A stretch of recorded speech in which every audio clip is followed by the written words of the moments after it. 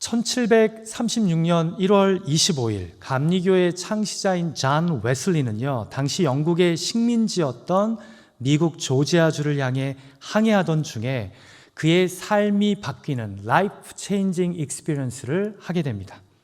식민지 조지아의 주민들과 네이티브 인디언들에게 복음을 전하겠다는 일념으로 떠난 항해 도중에요, 대서양에서 큰 폭풍을 만나게 되는데요, 거기서 한 무리의 독일인 그리스도인들이 보인 모습에 그는 큰 충격을 받게 됩니다. 제가 당시 선상에서의 경험을 기록한 존 웨슬리의 일기 중에 일부분을 읽어드립니다. 1736년 1월 25일 일요일, 나는 아침 7시에 독일인 그리스도인들을 찾아갔다. 시편을 읽으며 예배를 시작하는 중 바다가 크게 요동치더니 배의 가장 큰 돛이 부러지면서 배 위를 덮쳤다.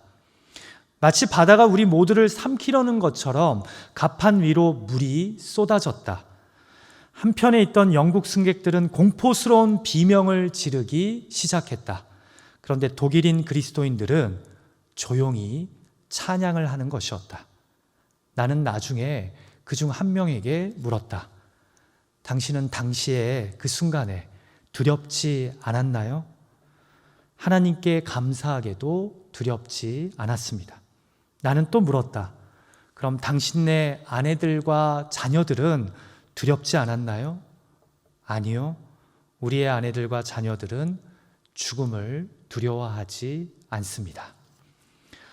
여러분, 이들이 바로 감리교의 창시자인 존 웨슬리의 삶과 신앙에 큰 영향을 끼친 독일 모라비안 성도들이었습니다. 무서운 폭풍 속에서도 하나님을 신뢰하며 고요하고 평안한 목소리로 하나님을 찬양하는 이들의 모습은요, 요한 웨슬리에게 큰 충격을 주었습니다. 왜냐하면 그로 하여금 무엇인지 모르겠지만 그들에게는 있는데 자신의 믿음에는 없는 그 무언가를 깨닫게 했기 때문입니다. 오늘 본문에서도 우리는요, 폭풍을 만난 한 무리의 사람들을 발견하게 됩니다. 존 웨슬리와 모라비안 성도들이 대서양에서 폭풍을 만났다면 본문의 무리는 바다같이 큰 갈릴리 호수에서 폭풍을 만납니다. 폭풍 속에서도 모라비안 성도들이 고요하고 담대하게 하나님을 찬양했다면 본문의 무리들 중 한 명은요, 폭풍 속에서 예수님을 바라보며 갈릴리 바다 위를 걷기까지 합니다. 존 웨슬리도 그랬지만 오늘 본문도요, 폭풍 앞에 선 우리의 믿음에 대해 생각하게 만드는 것입니다.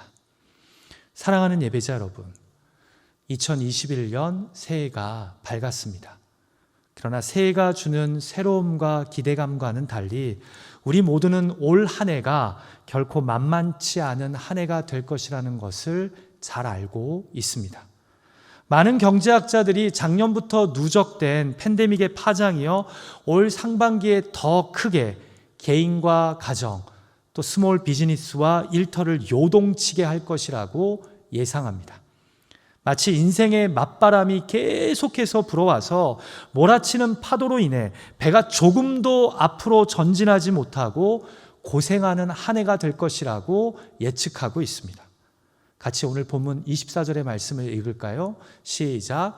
배가 이미 육지에서 술이나 떠나서 바람이 거스름으로 물결로 말미암아 고난을 당하더라. 그런데 여러분, 감사하게도 성경은 오늘 본문 말씀을 통해 우리가 이 인생의 폭풍을 어떻게 이해하고 헤쳐나가야 할지 구체적으로 말씀하십니다. 한마디로 우리가 올 2021년을 어떻게 이해하고 믿음으로 헤쳐가야 할지 말씀하신다는 겁니다. 자, 성경은 마태복음 14장의 이야기를 통해 우리 믿음에 어떤 도전을 줍니까?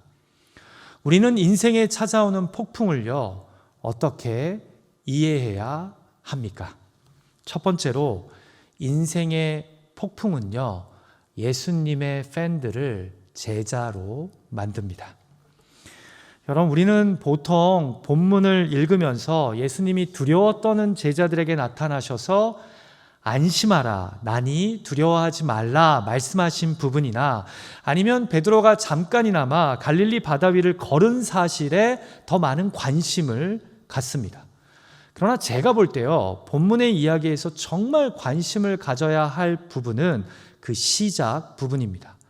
도대체 어떻게 하다가 제자들이 갈릴리 바다에서 폭풍을 만나게 되었냐라는 것입니다. 같이 오늘 본문의 시작절인 22절 말씀 읽을까요? 같이 읽죠. 시작. 예수께서 즉시 제자들을 재촉하사 자기가 무리를 보내는 동안에 배를 타고 앞선 건너편으로 가게 하시고. 여러분, 누가 제자들을 갈릴리 바다로 보낸 것입니까? 바로 예수님이십니다. 보시면 예수께서 즉시 제자들을 재촉하셨다고 기록합니다. 여러분, 여기 사용된 헬라어 동사가요, 아낭카조라고 하는 단어인데요, 사실 재촉보다는 억지로 강제로 무엇을 하게 하다라는 의미를 가진 동사입니다. 그러니까 재촉보다는요, 억지로 강제로 예수님께서 제자들을 배에 태워서 건너편으로 보내시려고 했다라는 겁니다. 여러분, 우리는 그 이유를요, 바로 직전에 어떤 일이 있었는지를 통해 추측할 수 있습니다. 왜 예수님이 강제로 제자들을 배에 태워서 반대편으로 보내려고 하셨냐라는 거죠. 여러분, 본문 바로 전에 어떤 일이 일어나는지 아십니까? 바로 오병이어의 기적이 일어났습니다. 예수님이 남자만 5,000명 이상을 먹이신 그 놀라운 사건 말입니다. 그런데 그 일 직후에요, 예수님이 서둘러서 모인 그 5,000명의 무리를 떠나라고 흩으시면서 제자들을 강제로 배에 태워서 갈릴리 바다로 보내셨다는 겁니다. 마치 제자들과 기적을 경험하며 환호하는 사람들을 분리시키시려는 것처럼 말입니다. 자, 그리고 당신은 기도하러 산으로 가십니다. 그리고 제자들은 폭풍을 만납니다. 여러분, 이해가 되십니까? 왜 예수님이 이렇게 제자들을 서둘러 배에 태워 갈릴리 바다로 보내셨을까요? 예수님은요, 제자들이 군중의 환호성에 함께 휩싸여서 자신들이 예수님의 제자임을 행여나 잊고 팬처럼 행동할 것을 경계하신 것입니다. 그래서 그 영광의 자리, 칭송의 자리에서 제자들을 속히 떠나보내시고 자신은 조용히 기도하러 가신 겁니다. 사랑하는 예배자 여러분, 팬과 제자들의 차이가 무엇일까요? 카일 아이들먼이라는 목사님이 쓰신 아주 유명한 책이죠. Not a Fan이라는 제목의 책이 있는데요, 그 책에서 저자는요, 예수님의 팬과 참 제자의 차이를 이렇게 구분합니다. 제가 각 장의 제목 중에 몇 개를 읽어드립니다. 먼저, 말뿐인가 행동인가. 그러니까 제자는 말로만 신앙생활하는 자들이 아니라 행동하는 자들이라는 겁니다. 두 번째로, 지식인가 친밀함인가. 예수님에 대해서 많이 아는 것이 제자가 아니라 예수님과 친밀하게 관계하는 자가 참 제자라는 겁니다. 세 번째로, 많은 애인 중 한 명 아니면 단 하나뿐인 애인. 예수님이 내가 사랑하는 여러 우상 중에 하나인지 아니면 나의 유일한 하나님이시냐는 겁니다. 네 번째로, 율법인가 은혜인가. 엄격하게 종교 활동을 잘한다고 해서 제자가 아니라는 겁니다. 다섯 번째로, 의무인가 관계인가.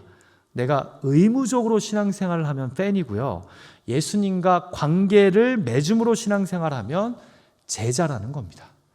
여러분, 다 공감되지 않으신가요? 자, 이렇게 오병이어의 자리에 머물러서 제자의 삶을 팬의 삶으로 착각하려는 자들을 주님께서 어떻게 하신 겁니까? 폭풍우 속으로 이끄신 겁니다. 왜요? 솔직히 우리는 인생의 고난을 통해 팬이 아닌 제자가 되기 때문입니다. 사랑하는 예배자 여러분, 예수님이 다음 날 이른 새벽에 갈릴리 바다에 폭풍이 올 것을 아셨을까요? 모르셨을까요? 당연히 아셨죠. 여러분, 그래서 예수님이 밤 늦게까지 기도하시다가요, 제자들이 한참 폭풍 속에서 헤맬 때, 그때 제자들에게 나타나신 겁니다. 왜요? 폭풍 속에서 두려워 떠는 자신들의 모습을 보면서 내가 믿음 없음을 깨달을 때 제자들에게 나타나서 그들이 팬이 아니라 참 제자가 되어야 함을, 기사와 이적이 일어났을 때 열광하면서 어깨에 힘을 주는 자들이 아니라 참으로 주님을 향해 믿음을 가진 자들이 되어야 함을 가르쳐 주시기 위함이었던 겁니다. 그래서 때가 되니 나타나셔서 31절에서 베드로에게 이렇게 말씀하시는 겁니다. 예수께서 이르시되 믿음이 작은 자여 왜 의심하였느냐 하시고, 무엇을 하시고자 제자들을 서둘러 배에 태워 보내신 겁니까? 두려워 떠는 제자들과 베드로의 믿음을 훈련시키시기 위함이었습니다. 그들 믿음의 실체를 이 폭풍 속에서 깨닫게 하고 그 믿음이 주님을 향해 온전하고 굳건하게 자라가야 함을 도전하기 위함이었던 겁니다. 사랑하는 예배자 여러분, 미숙한 삶에서 성숙한 삶으로 나아가는 여정에요, 광야를 피해갈 수 있는 길은 없고요, 고난이 면제되는 길도 없습니다. 팬 수준의 종교 생활에서 제자의 신앙생활로 나아가려면요, 광야를, 폭풍을 지나가야 합니다. 인생의 광야를 통해 우리는 우리 믿음의 실체를 깨닫고요, 인생의 폭풍을 지나며 우리의 작은 믿음은 서서히 큰 믿음이 되어가기 때문입니다.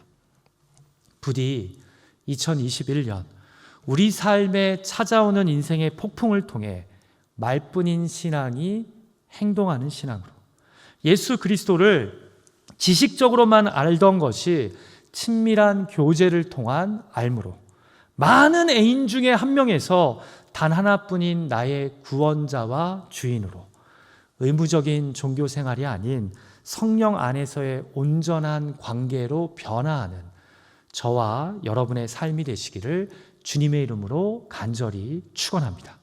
자, 두 번째로 본문의 말씀은요, 인생의 폭풍에 대해 어떤 도전을 우리에게 줍니까? 인생의 폭풍은 믿음의 모험을 불러일으킵니다.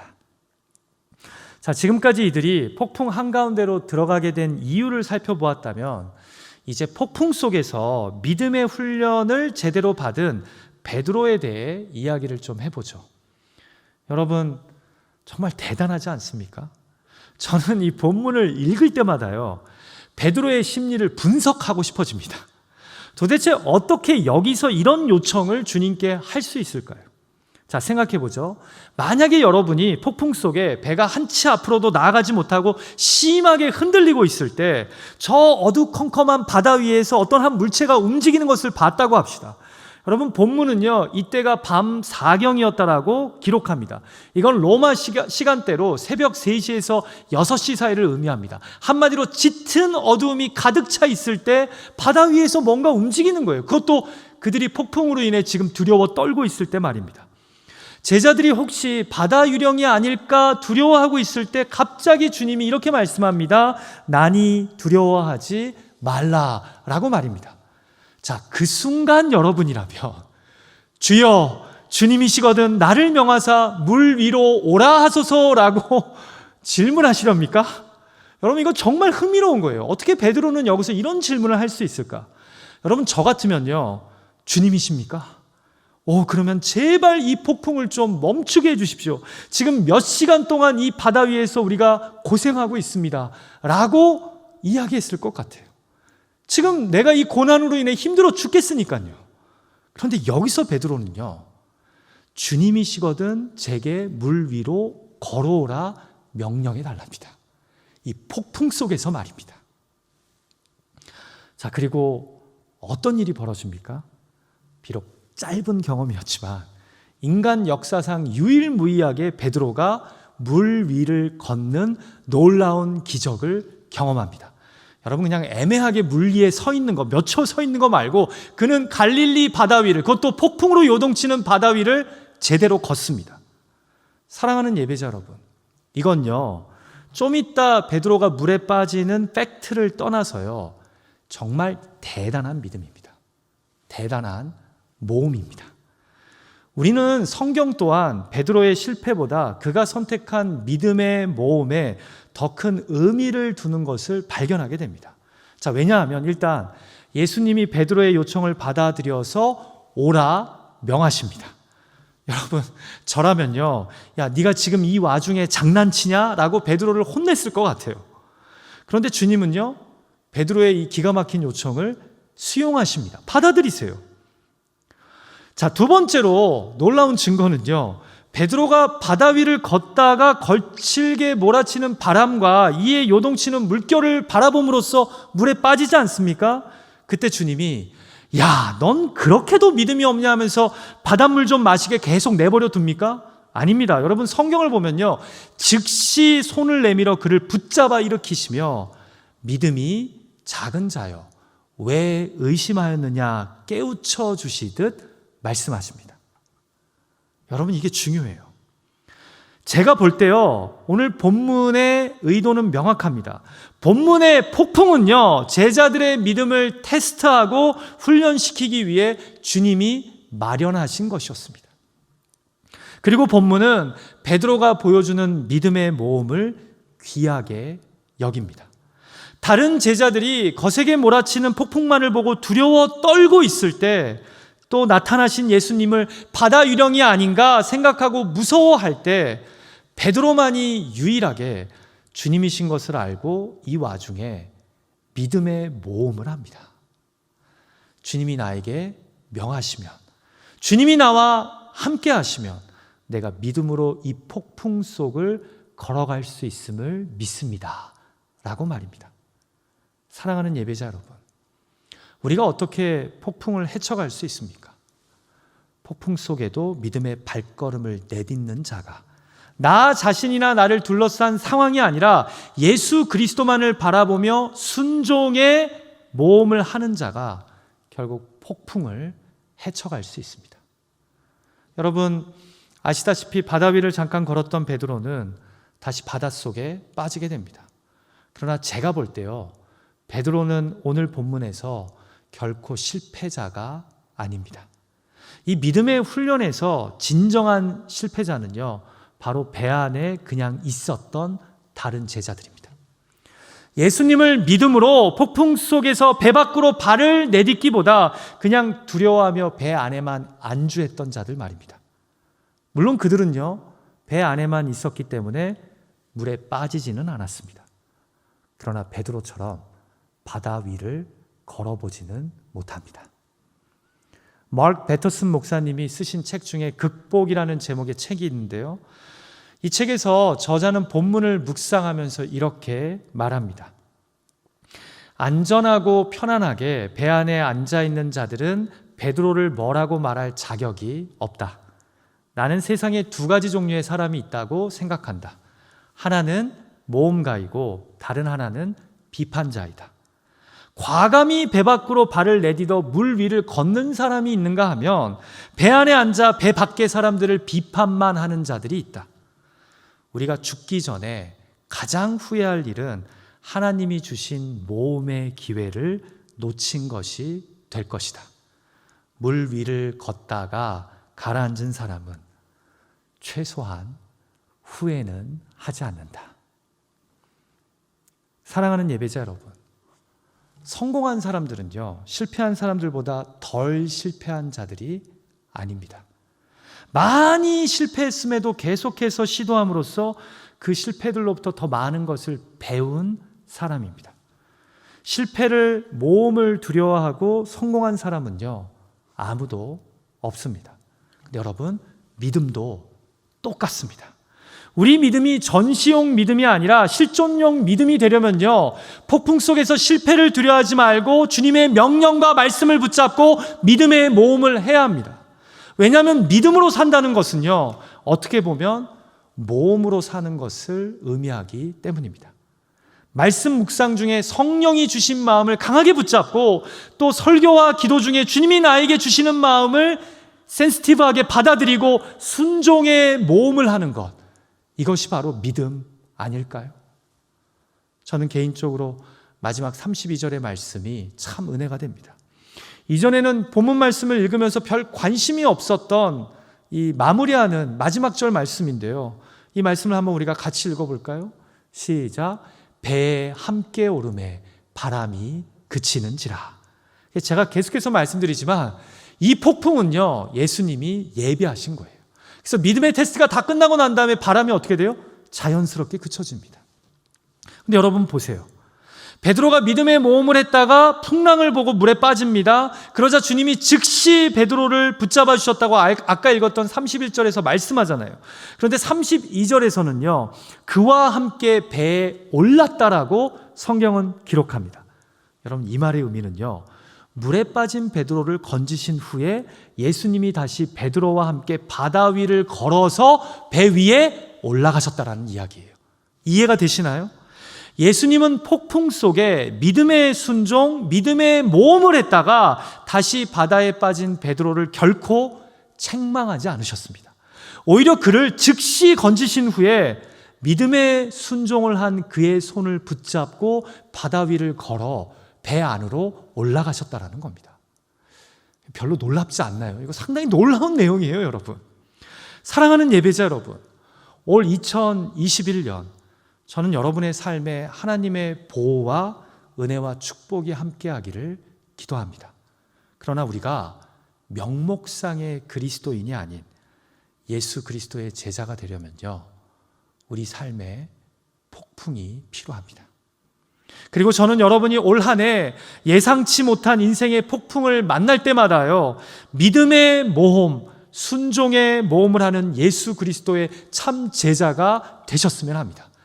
베드로가 주님이 명하시면 내가 순종하겠다고 요청한 것처럼 주님의 말씀이 내 귀에 들릴 때, 성령이 기도 중에 나에게 감동을 주실 때 믿음의 모험, 순종의 모험을 하셨으면 합니다. 잊지 마십시오. 그러다가 혹 바다에 빠지는 아찔한 경험을 하더라도 우리 주님이 즉시 손을 내밀어서 여러분을 붙잡아 주실 겁니다. 그리고 여러분의 작은 믿음을요, 조금씩 큰 믿음으로 자라게 하실 겁니다. 그렇게 믿음의 모험을 하며 우리 주님 손을 붙잡고 폭풍을 가까스로 헤쳐가는 자들이 아니라 폭풍 가운데를 걸어갈 수 있는 저와 여러분의 2021년을 주님의 이름으로 축원합니다. 우리 옆에 있는 가족에게 한번 마음 모아서 이렇게 고백했으면 합니다.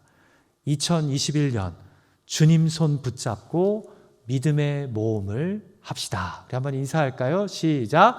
2021년 주님의 손 붙잡고 믿음의 모험을 합시다. 예, 감사합니다.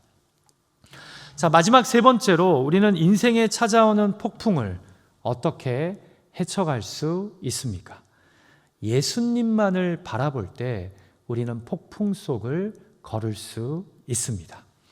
자, 우리가 여기서 베드로가 바다 위를 걷다가 물에 다시 빠지게 된 원인에 대해 이야기를 안 하고 본문을 끝낼 수는 없죠.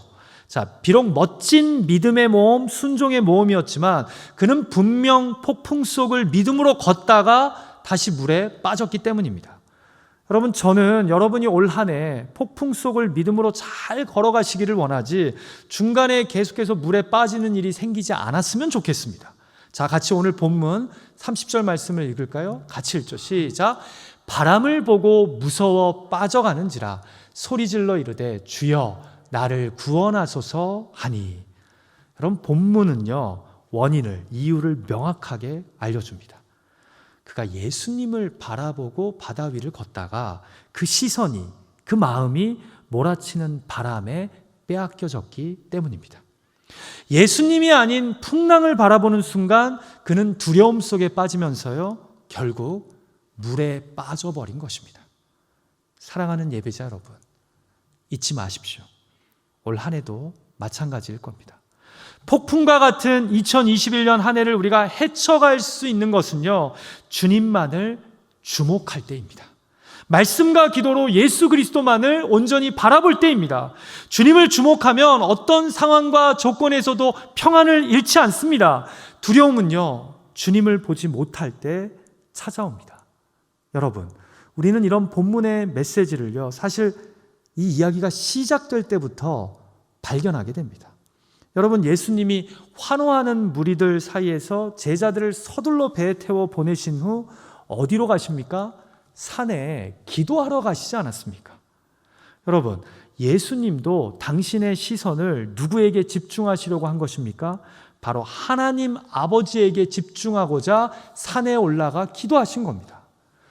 여러분, 예수님에게는요, 무리들의 환호와 이로 인한 영광과 칭송이요, 자신으로 하여금 십자가의 길을 온전하게 걷지 못하게 막는 풍랑과 같았습니다. 그래서 다시 어떻게 하신 거예요? 기도를 통해 하나님만을 바라보며 자신이 걸어야 할 길이 영광의 길이 아닌, 인정받는 길이 아닌 자기 부인의 길, 십자가의 길인 것을 되새기신 겁니다. 그래야 예루살렘의 왕궁이 아닌 갈보리의 십자가를 선택할 수 있기 때문입니다. 여러분, 마찬가지입니다. 예수 그리스도의 제자들이 폭풍을 헤치고 바다 위를 걸으려면 누구만을 바라봐야 합니까? 예수 그리스도만을 바라봐야 합니다. 두려워 떠는 제자들에게 안심하라, 나니 두려워하지 말라 말씀하시는 하나님의 아들 예수 그리스도만을 바라봐야 합니다. 그래야지 이 폭풍 속에서 흔들리지 않고 헤쳐갈 수 있고 걸어갈 수 있기 때문입니다. 내가 혹시나 넘어져도요, 그분이 다시 나의 손을 붙잡고 폭풍 속을 함께 걸으신다는 것을 믿고 나를 향해 몰아치는 거친 파도와 바람이 아닌 예수 그리스도를 바라봐야 합니다. 그래서 여러분, 내일부터 시작되는 신년 특별 기도회가 중요한 거예요. 왜냐하면 한 해를 시작하며 첫 주를, 우리의 시선을 예수 그리스도를 향해 말씀과 기도로 바라보는 시간이기 때문입니다. 첫 출발을 잘해야 돼요. 그래야지 우리가 올 2021년 우리 삶에 불어온 폭풍 속에서도 우리가 예수님만을 바라보며 이 폭풍 속을 헤쳐갈 수 있기 때문입니다. 그래서 우리가 올 한 해를 마무리하는 12월을 맞았을 때 우리 인생의 폭풍을 잠잠케 한 예수님을 보면서 오늘 본문의 제자들이 당신은 진실로 하나님의 아들이로소이다 고백한 것처럼 우리도 예수님은 진정 내 삶의 선한 목자요 그리고 구원자셨다라고 우리가 주님을 찬양해야 되지 않을까요? 저는 그러려면 올 한 해 우리가 예수님을 꾸준히 바라봐야 한다라고 생각합니다. 나를 두려움에 빠뜨리게 하는 그 풍랑과 거센 바람에 우리의 마음과 시선을 빼앗겨서는 안 된다고 생각합니다. 말씀을 마칠까 합니다. 여러분, 교회 리더십인 당회는요, 올 2021년 교회 표어로 폭풍 속을 진리로 걷는 공동체라는 이 표어를 정했습니다. 온라인 예배인 것이 안타깝지만 예배당에 오시면 이 양쪽 벽에요, 새롭게 교회 표어가 부착되어 있는 것을 확인하실 겁니다. 또 크랜쇼 길 쪽에 교회 벽을 보시면요, 폭풍 속을 진리로 걷는 공동체라는 큰 현수막을 발견하게 되실 겁니다. 여러분, 올 한 해 혹시 교회를 지나칠 때라도 벽에 붙어있는 이 표어를 보시면서 기도하는 저와 여러분이 되었으면 합니다. 올 한 해 많은 사람들이 만만치 않은 시간을 보내게 될 것입니다. 인생의 폭풍을 맞닥뜨리게 될 것입니다.